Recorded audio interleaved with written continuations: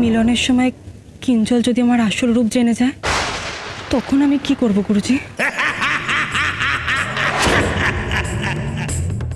কালনাগিনীর সাথে মিলনের পরে কিঞ্জল আর বাঁচবে ভেবেছিস? ওর সর্বাঙ্গে বিষ ছড়িয়ে পড়বে। যা চিত্রা, যা কিঞ্জলকে বশ করে ওর কাছে যা। এখন তো তুই ওর স্ত্রী, কে বাধা দেবে তোকে? কেউ নেই, কেউ না। তারপরে কিঞ্জলের কি পরিণতি হলো সেটা ভেবে ওর পরিবারের কেউ কিচ্ছু করতে পারবে না। ফুলশয্যার রাতে কিঞ্জলকে শেষ করে দে।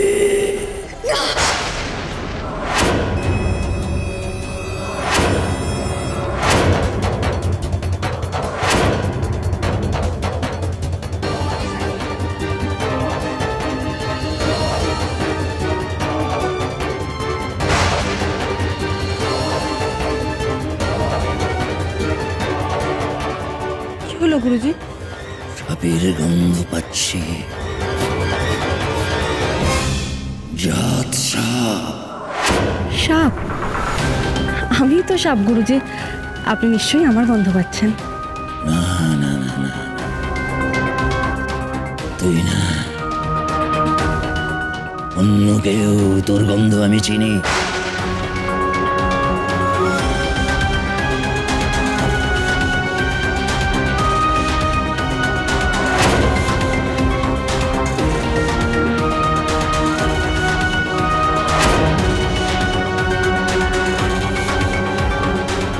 গুরুজি, এখানে কিন্তু আমি ছাড়া আর কেউ নেই। পঞ্চমীর থেকে কিন্তু সাবধান। ও কিঞ্জলকে বাঁচাতে কিন্তু নিজে মরতেও পিছপা হবে না। আজকে 7 পাক ঘোরার সময় আমি সেটা প্রমাণ পেয়েছি। ও নিজে মরবে, তবু কিঞ্জলকে মরতে দেবে না। আজ কত চেষ্টা করলি, তাও চিত্রা দিদির সাথে বাবুর বিয়ে আটকাতে পারলেন না। আমাকে শক্তি দাও বাবা নীলকণ্ঠ, আমি যেন নিজের প্রাণের বিনিময় হলেও বাবুরে বাঁচাতে পারি। শক্তি দাও। গুরুজি, আপনি তো অনেক নাগনাগিনীকে বশ করে রেখেছেন, আপনার দাসী করে রেখেছেন।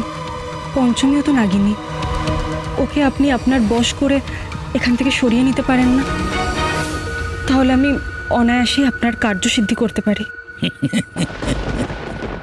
আমি পারি না এমন কোনো কাজ নেই।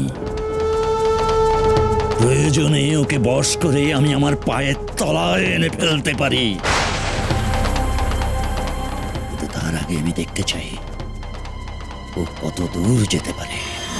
দেখি ওর কত ক্ষমতা, কত ক্ষমতা ওর।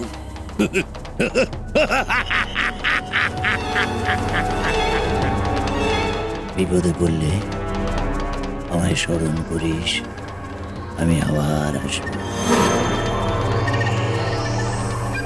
আমায় আশীর্বাদ করুন গুরুজি, আমি যেন আপনার সব আদেশ অক্ষরে অক্ষরে পালন করতে পারি। জয় কাল ভৈরব, জয় ত্রিকাল সুন্দরী।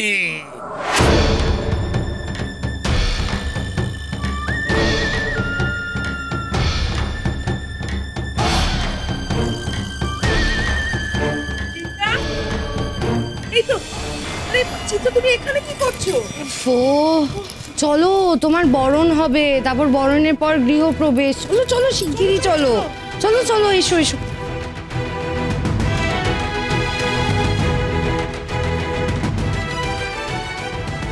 যেভাবেই হোক বাবুরে বাঁচাতেই হবে চিত্রা দিদি আর ওই তান্ত্রিকের কবল থেকে।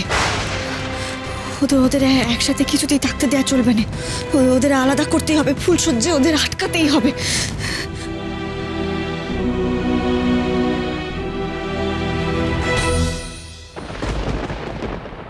কিন্তু কি করে এখন ওদের আটকাবো? ওরা যে বিবাহিত স্বামী স্ত্রী, ওদের একসাথে থাকা আটকাবো কেমন করে আমি? না না, ওদের আলাদা করতেই হবে। আমার খুব বুদ্ধি করে কাজ করতে হবে, খুব বুদ্ধি করে। ওদের আলাদা। সবাই এখন ভাবছে চিত্রা দিদি বাবুর রক্ষে কবচ, তাই ভাবছে আমারে তাদের আর কোনো প্রয়োজনই নাই। এখন আমারে চিত্রা দিদির রক্ষে কবচ সাজতে হবে। একমাত্র তবেই আমি চিত্রা দিদির সঙ্গে ছায়ার মতো সেটে থাকতে পারবো। বাবু আর চিত্রা দিদির মাঝে আমি দেয়াল হয়ে দাঁড়িয়ে থাকতে পারবো। আর যে কোনো পথ নেই বাবা নীলকণ্ঠ, আর সত্যি কোনো পথ নেই। এই সুযোগটুকু আমায় দাও, এই সুযোগটুকু আমায় দাও বাবা নীলকণ্ঠ। আর সত্যি বাবুরে বাঁচানোর এছাড়া কোনো পথ নেই আমার কাছে। বাবা নীলকণ্ঠ, জয় বাবা নীলকণ্ঠ, এই পথটুকু দাও।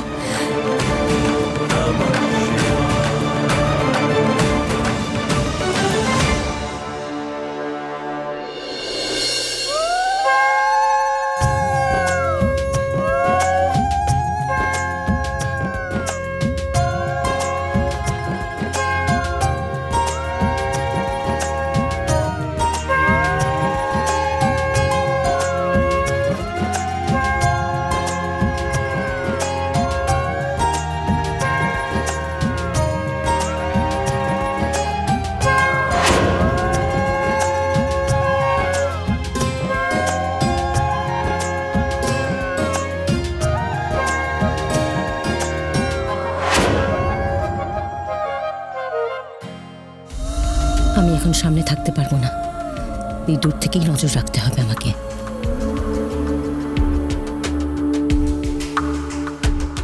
বিয়ে তো হয়ে গেল চিত্রার সাথে কিঞ্জলে, কিন্তু চিত্রার এই গুরুদেবটি আসলে যে কে সেটা আমাকে জানতে হবে। চিত্রা আমার কাছে এত কিছু কেন লুকিয়ে গেল? কি উদ্দেশ্য তার?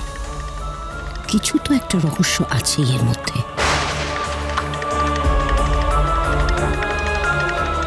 কিঞ্জলের মধ্যে এমন এক দিব্য গুণ আছে, ওর সাথে যে নাগিনীর মিলন হবে সেই নাগিনী গর্ভবতী হলে গর্ভের সন্তান জন্মাবে মাথায় মণি নিয়ে। কাল নাগিনীর সাথে মিলনের পরে কিঞ্জল আর বাঁচবে ভেবেছিস? ওর সর্বাঙ্গে বিষ ছড়িয়ে পড়বে।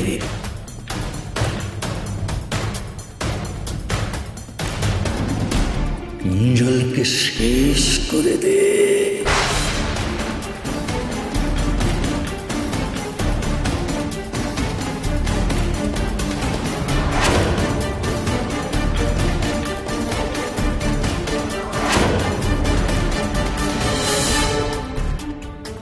এ বাবা,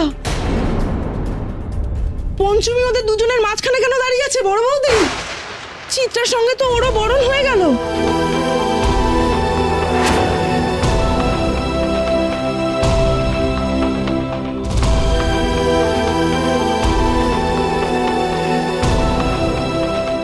পঞ্চমী,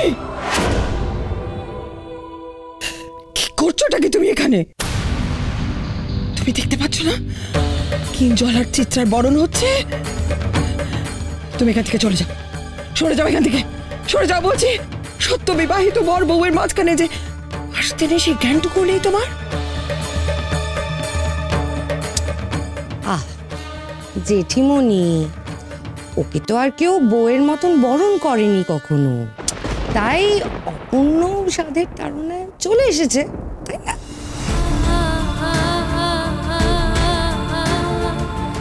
করাচ্ছি করাচ্ছি ওর সাত পূরণ। এই মেয়ে, তুমি এখান থেকে বেরোবে কি বেরোবে না? এই অদ্রিজা, এসো তো একবার, বেরো এখান থেকে, বেরো বলছি।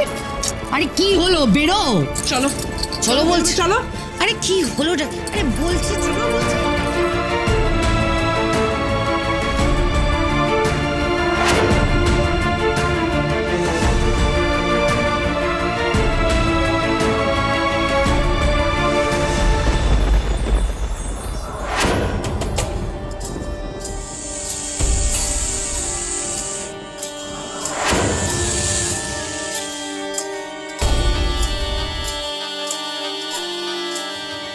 কিঞ্জলের মধ্যে এমন এক দিব্য গুণ আছে, ওর সাথে যে নাগিনীর মিলন হবে সেই নাগিনী গর্ভবতী হলে গর্ভের সন্তান জন্মাবে মাথায় মণি নিয়ে।